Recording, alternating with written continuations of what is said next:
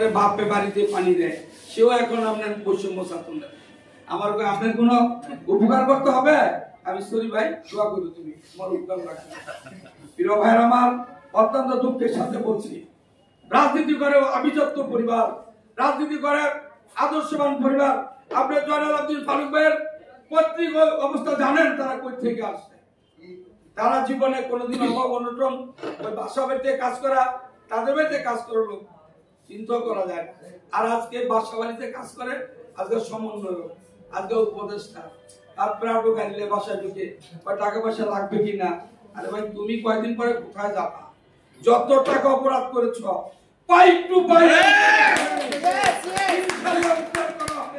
কোন জায়গায় তাদেরকে মাফ করা যাবে না। প্রিয় ভাইয়ের আমার, আজকে আওয়ামী লীগের পরিণতি থেকে তাদের শিক্ষা হয় না। তাদের কি পরিণতি হয়েছে? আমি গত পরশুদিন একজন আওয়ামী লীগের নেতার বোনের সাথে কথা বললাম।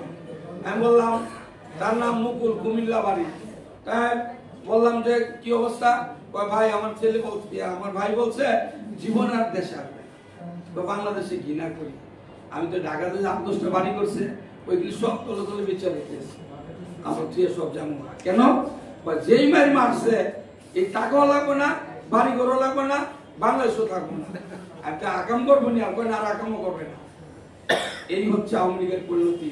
এই উপদেষ্টাদের, এই কচিকাটার মেলাদের ইনশাল্লাহ ওদের বিচার, ওদের বাপের বিচার, ওদের মার বিচার, সন্তানের বিচার বাংলাদেশের জনগণ পাই টু পাই করে করবে, যে অত্যাচার তারা 9 মাসে করেছে।